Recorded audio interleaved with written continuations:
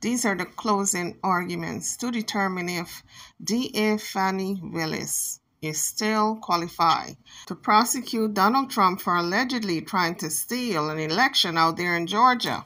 If you guys would like to weigh in on the subject matter and express your thoughts, you can drop your comments in the comment section.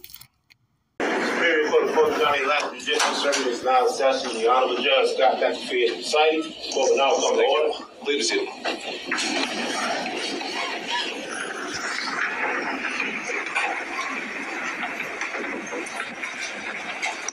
All right, we are back on the record with 23 SC 188947. Beginning with the state, if I could have counsel or today identify themselves for the record. I don't like to say it. All right. Good afternoon, Your Honor. Steve Sadow, Jennifer Whittle, President Trump. Raise his presence. He's actually not before us. Understood. Thank you, Mr. Sadow. Good afternoon, Your Honor. Richard Rice and President Willis and Mr. Geely and Mr. Geely. All right, on behalf of Mr. Giuliani. Alan Stockton, on behalf of Mayor Giuliani, waives his presence. Thank you. On behalf of Mr. Meadows. Your Honor, Jim Durham, on behalf of Mr. Meadows, he waives his appearance. On behalf of Mr. Clark. Harry McDougall, Your Honor. Mr. Clark waives his appearance. On behalf of Mr. Roman. Good morning, Judge. Ashley Merchant and John Merchant on behalf of Mr. Roman, and he waives his presence. On behalf of Mr. Schaefer. Good morning. Good afternoon, Your Honor. Craig Gillen, Anthony Lake, and Holly Pearson on behalf of David Schaefer, and he waives his presence. On behalf of Mr. Floyd. Do we have anyone joining us on Zoom on behalf of Mr. Floyd? All right. Well, seeing as counsel had previously attended the prior hearings, and this one has been noticed, I'll find that they've waived their appearance for argument today. Anyone on behalf of Ms. Latham? Good afternoon, Your Honor. Bill Cromwell on behalf of Ms. Latham. She waives her presence. All right. Thank you, Mr. Cromwell. All right. So I have been informed by counsel collectively for the defendants that they were requesting a total of an hour and a half for argument to be divided amongst themselves as they've already agreed. And so to effectuate that, I'll have the time queued up, and we'll start the clock running, and you all can see fit to divide that as you would like. And obviously I've allowed the same amount of time for the state as well. Before we get into that, I believe there may have been a few things just to clean up as part of the record, specifically since we last convened. Counsel on behalf of Mr. Roman had submitted a Defense Exhibit 39, and if there are any objections that want to be placed on the record on behalf of the state, we can do that now. But at a minimum, I think the intention was that I would be admitting that collectively as an exhibit, if nothing else, just for appellate purposes for the record. Mr. Body, anything the state wants to add as it relates to Exhibit 39? No objection from the state. And I have a copy for the court reporter. I printed the copy out, and I sent it all. All right. If you've got that marked and stamped, we'll provide it to the court reporter.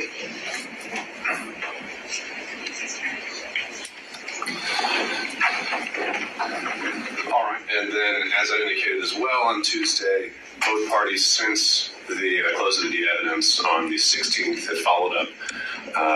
I think both sides have made requests to reopen the evidence. On behalf of the defense, there were some issues with cell phone records, and the state has found additional witnesses they would like to present. And the instruction I provided on Tuesday was that for today, I think we've reached the point where I'd like to hear more of how some of the legal arguments apply to what has already been presented. And it may already be possible for me to make a decision without those needing to be material to that decision. So that's why we're here today. I wanted to make sure we held this time because it is a bit of a logistical challenge to get everyone in a room together. But recognizing that, again, in the interest of efficiency, if both parties want to reserve part of their time to argue as if those proffered exhibits have been admitted, feel free to make whatever arguments you would like. And if, in fact, it turns out that I do need those to be part of the record to make a decision, then we'd have to come back, and we will do those in accordance with the rules of evidence.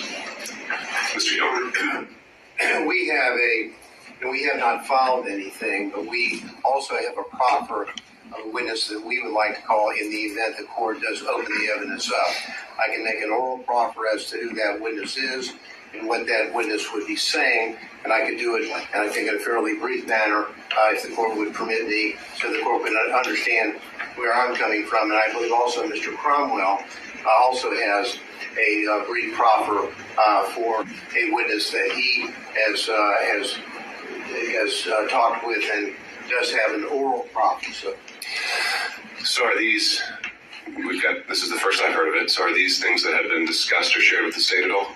No, Your Honor. I literally, my communication with this particular witness occurred this morning at about 10:10, along with Mr. Chris Anola was on the call with me. I'm more than happy to enlighten the court as to what the witness would say, who the witness is, and in a brief summary of what this particular witness would testify to in the event the court allows for evidence to be reopened. And on the record, I would state that on behalf of my client, Mr. Schaefer, we do want the record to be reopened so that the court could hear what if they want to bring in someone from California, let them bring them in. And we believe that the court might want to hear the proffer and the evidence that we are prepared to at least proffer today. All right. So, Mr. Gill, on that point, to this and Mr. Cromwell's, even additional evidence, in my mind, in the interest of fair notice to the other side, I wouldn't want that to be part of the argument today, because the state has no idea what you're about to say. And I think the purpose of a proffer, in large part in this role and in this context, is having them at least have the ability to make those initial counter arguments.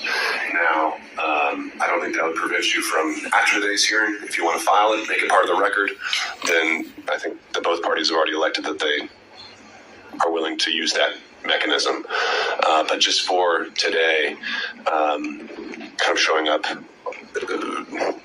now without having shown this other side at all, even this morning, I don't think that would be fair. I did not intend to use the proffer in the legal argument. Sure. I just wanted the court to be aware that we do have an oral proffer. We can file it, we can supplement the record and file it for the court's consideration, but literally right. hot off the press. Sure. As we printed it out and wrote down to the court. Okay. All right. Well, Mr. Cromwell, is there anything you want to add to that? No, Your Honor. Okay. Mr. Abadi, anything you want to add to that? I don't know what it is. I don't know how to add to it. So no. All right. Just anything on a procedural perspective. I mean, from a procedural perspective, I would submit to the court, as you said multiple times, evidence is closed. This is beyond the scope of Your Honor's ruling on Tuesday. It feels like 3 weeks ago, but Tuesday. So I guess we'd object at this point and go from there. Okay. All right. Anything else by way of housekeeping, Mr. Sato? Apparently the state filed 2 supplemental exhibits, number 2 and number 3, about 15 minutes ago. So to the extent that they intend to use those in their proffer, talking about the same notice requirement, we'd actually just got this one. Understood. So as it relates to that, Your Honor, I believe you were very clear on Tuesday as well that in the proffers we could argue rebuttal evidence as it relates to the evidence that was submitted by defense counsel after the evidence was closed. And that's merely what it is. It's rebuttal evidence as it relates to the cell phone records or analysis that was done by the non-expert Mr. Sato. All right. Mr. Kelly. As it relates to the proffered evidence, our proffered evidence would be in direct rebuttal to testimony given in the courtroom, particularly by Mr. Bradley. So we would have a direct rebuttal of that. That's what our proffer would be. I understand the court's ruling. Just wanted to put that on the record. So we know the context of it. Is that similar for Mr. Cromwell as well? It is. It just solely relates to Mr. Bradley's testimony? It does. Okay. All right. All right, noted. Anything else then? Your Honor, the proffered evidence is basically cooperate what has been admitted in evidence as Exhibit 39, but in chronological text. Okay. All right. Then if there is nothing else, I'll turn it over to Ms. Merchant to begin on behalf of the defense. Sorry, Judge. Unfortunately, you're stuck with me today. Understood. May it please the court, Your Honor, John Merchant on behalf of Mr. Roman. Just by way of roadmap to give you some idea about the allocation of time and what I'm going to be covering. I've been charged with talking to Your Honor about the conflict issue and the appearance of the conflict and what we believe the evidence to show on that issue. Mr. Sadow, Mr. Gillum will be talking more about the forensic misconduct piece of it. Ms. Willis's church speech, statements made to the media, fraud on the court, frankly, and the book that she gave several interviews for. So I won't be discussing any of those issues. So if you'd like to ask me, certainly I can try to address them, but that's going to be the focus of their presentation. And then towards the end, other folks may have some issue-specific type arguments, either in follow-up to mine or the forensic misconduct. But those are the two lanes that we're going to be covering, but I'm going to do the conflict piece of it for you.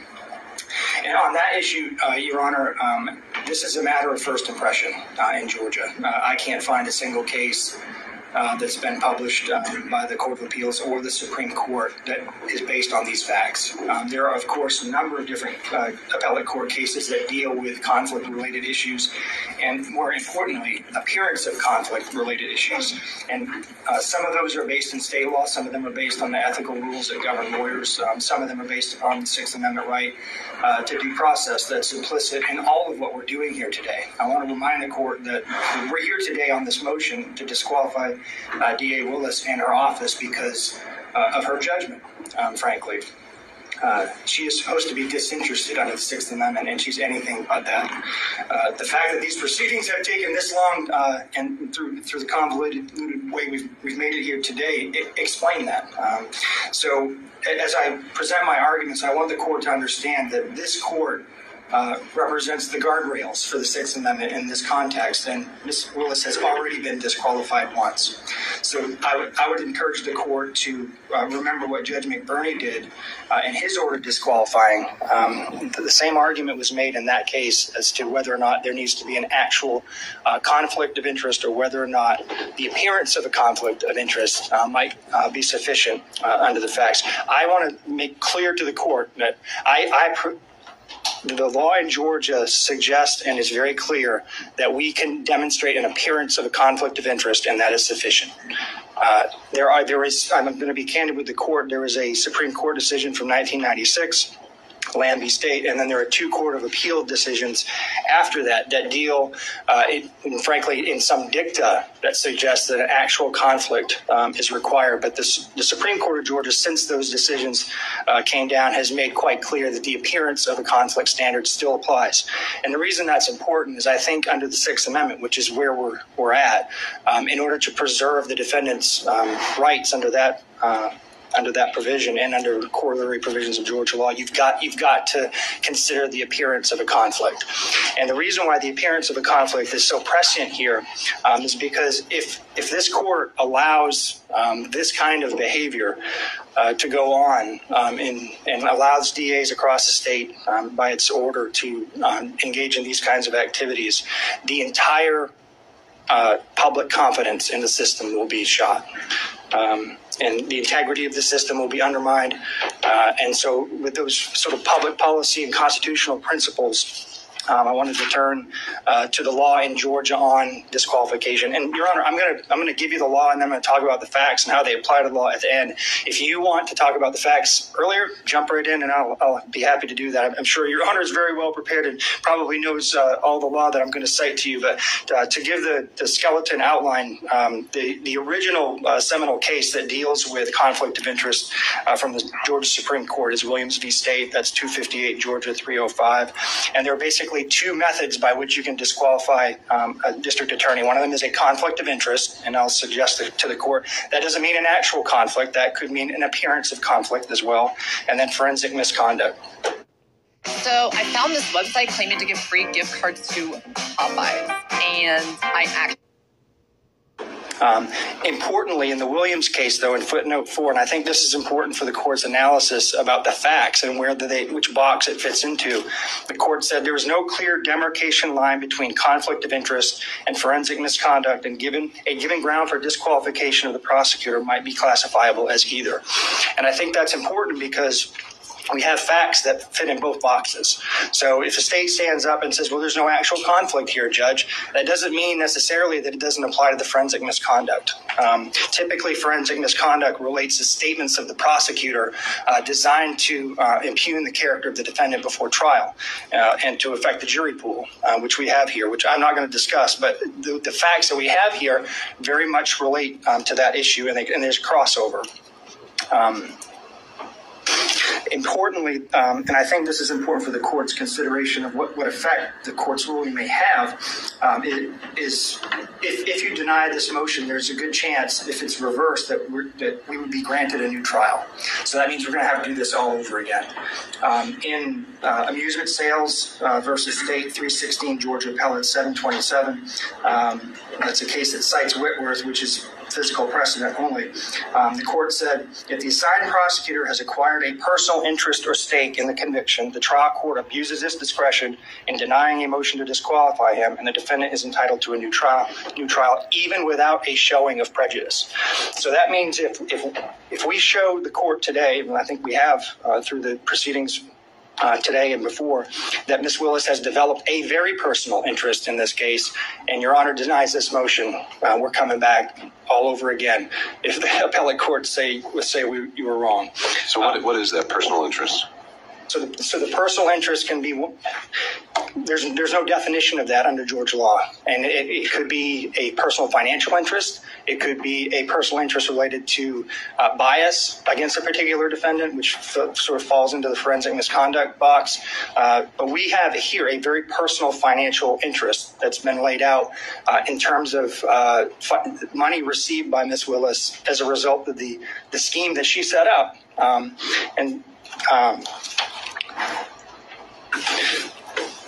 To get to the issue of the personal interest in the context of an appearance, I think that's important.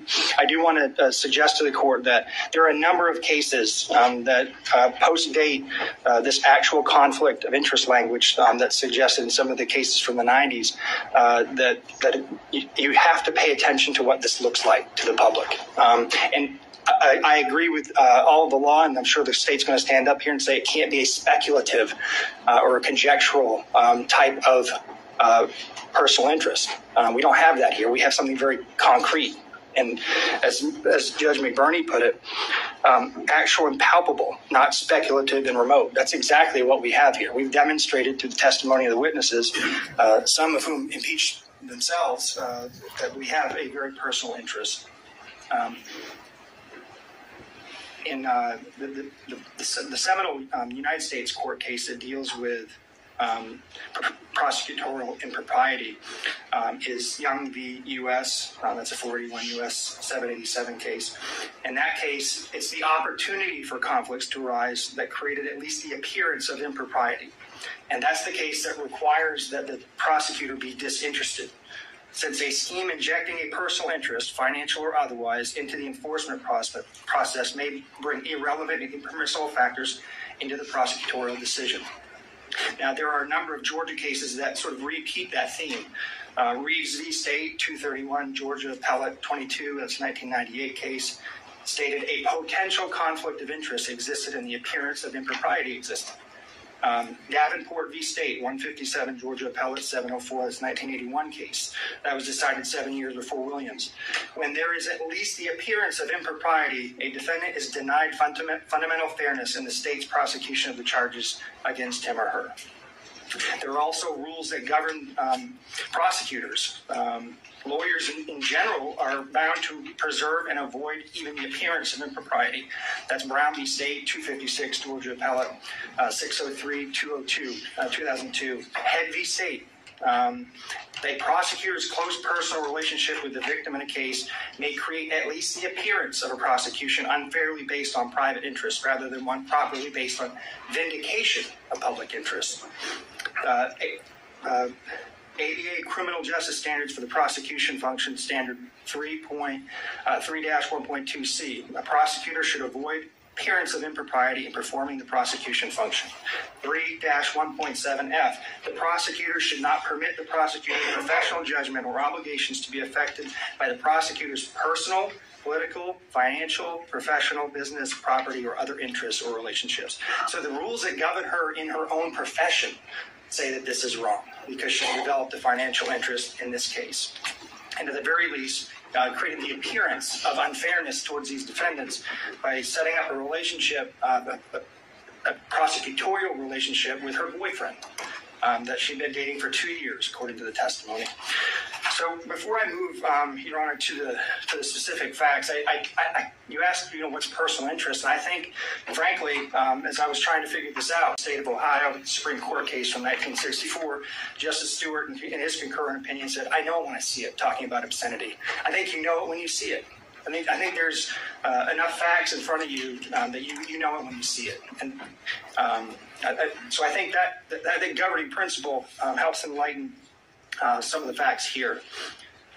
And also, I think it's not just financial. In McLaughlin v. State, I think the court's very familiar with that case, 295 Georgia 609, 2014. The Supreme Court essentially said that because the acting DA had become a witness in the case and developed a personal interest in the case due to his daughter's relationship with the victim, that he was disqualified. And because he was disqualified, his entire office was disqualified. So turning to the facts of the case, Your Honor, I think I've got, my rule is 20 minutes, so I've got about 8 minutes left. So why the relationship, why did we spend so much time on a relationship between these two people? We frankly couldn't care less if they had a personal relationship outside of work. That is not what the issue is here. The issue is that they began this relationship in 2019. They were dating for 2 years, and then she awarded him a contract where public money, either from Fulton County or the state of Georgia, ended up in his pockets. That decision alone was improper. But what's even more improper is that then she and he used that money to go on personal vacations and trips. If Your Honor will remember, Exhibits 9, 11, and 12 dealt with the expenditures by Wade on trips. If you do the math on that, if you look at what he spent, and then you look at the testimony about what was paid back by Willis, because the cash reimbursement theory, I'll talk about in a second, but if you do the math on what he actually paid for and what they testified she paid back in cash, you still have over $9,200, $9,200 and $9,247 to be exact, is the amount of money they cannot account for in their testimony. And as Your Honor will remember, there was no mention of cash in Mr. Wade's affidavit when the best and first opportunity to raise that issue would have come up is when the state filed their response in his affidavit. That is nowhere to be found in there. The first time we heard about cash was here in this courtroom. And so I think she's received a personal financial benefit of over $9,200 in this case that she can't account for, and the state can't account for. And the reason we can't account for it is because they came up with a cash theory. The cash theory only raises. Before we get into that, let me ask you this: let's say the theory wasn't even there that they had paid it back or that there had been any exchange. Should there first be a consideration of a materiality requirement? No. Have you seen that in this jurisdiction? It's not in this jurisdiction. Have you seen that in any other jurisdiction? I haven't seen that, Judge. And if it was $6, that would still be improper. Would it be improper where it's a per se disqualification if someone buys their boss a stick of gum? Is that per se disqualifying because there's no materiality requirement? Well, no, I don't disagree that it may not meet a materiality requirement, but it's a personal benefit. I won't say that getting a pack of gum is justification for disqualifying a district attorney. I think that's part of the issue, Judge. I think it's a fact-based inquiry by you. So there's a continuum involved here. Yeah, but I think the continuum involves you looking at whether or not, in the grand scheme of things, it violates the Constitution, and whether or not when there's an appearance of a conflict, and the appearance suggests that she actually received a benefit, and we know that she did. They admitted it. We don't have to speculate about that. They said that she said she got a benefit, and she said she paid back certain amounts. So in that regard, Your Honor, I don't know, would $100 be enough? Would $200 be enough? I think you have to look at it globally and consider all of the witnesses, consider all of the facts, consider the credibility of the witnesses, frankly. I mean, Your Honor sat here and watched everybody, so I haven't spent a lot of time going into the specific testimony because Your Honor is well aware of it. But you get to evaluate the credibility of the witnesses as a fact finder. And, just from a legal perspective, though, you're saying we can't just say dollar amount, look no further. There has to be a totality of the circumstances analysis. I think it's fact specific, Judge. I don't really want you to pin me down on that because there's no law on it. I can't give you a straight answer because I haven't seen anything like that. And I think if we build a materiality requirement into the case law, then you're down a slippery slope then, because then it's going to be the appellate courts are going to be deciding, well, is $50 enough? Is $100 enough? So I think it's not necessarily the amount of the money; it's the fact that she received it, and it's not insignificant. And I don't think your order has to say because she received $9,200, she's disqualified. I think if we go back to the 20,000-foot level, what's the appearance here? Is this fairness to the defendants? Does it appear that she is interested in this prosecution, or does it appear that she's disinterested? She took the stand. You can tell she's not a disinterested person when it comes to this proceeding, but we also argue she's not a disinterested person when it comes to the prosecution as a whole. While you're listening to the closing arguments, kindly hit the like bell and subscribe to the channel if you haven't done so as yet. Thank you. I'm going to leave for. I'll resist the temptation to defend my wife, and who I believe to be an excellent lawyer and a member of the bar for 20 years in good standing. But I will say this, Judge, you don't just evaluate the credibility of the witnesses. You evaluate the credibility of the lawyers. And Mr. Abadi stood up here in open court in front of national news and the national public and called her a liar. I need to address that for 1 minute. There's text messages that are now part of the record, which now are substantive evidence for you to consider, prove everything that she put in that motion, everything that she tried to elicit from Mr. Bradley was absolutely 100% true. And not only was it true, she verified through the witness himself that the motion was accurate before it was filed.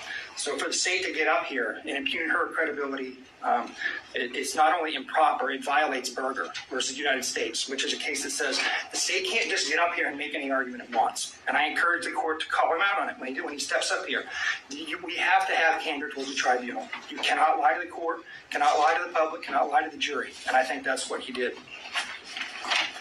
So there's other corroboration of our view that she was in this relationship. I think, frankly, based on Mr. Bradley's testimony, Your Honor can separate the wheat from the chaff when it comes to credibility. But Mr. Bradley had 2 chances to correct information that he suddenly developed amnesia about, and he just didn't do it. How does the timing of the relationship impact financial interest? Because it's part of the scheme she created intentionally in order to give benefits to her boyfriend. So there's a reason why they fought so hard on this, Judge. I mean, there's a reason that every single subpoena was objected to, every single question we asked Mr. Bradley was objected to, the jumping up and down, all of the obfuscation. There's a reason for that. They know that if Your Honor finds that relationship started in 2019, that the appointment of Wade itself was improper, and if that was improper, then he had no business as an average citizen, along with the fact that they didn't have approval from Fulton County to appoint him in the first place. That undermines the indictment. It creates structural impairment in the indictment because he had no more business being in the grand jury room than I did. So that's what they're worried about. And the reason why it's important for the financial piece, Judge, is it's how the money ended up going back to her.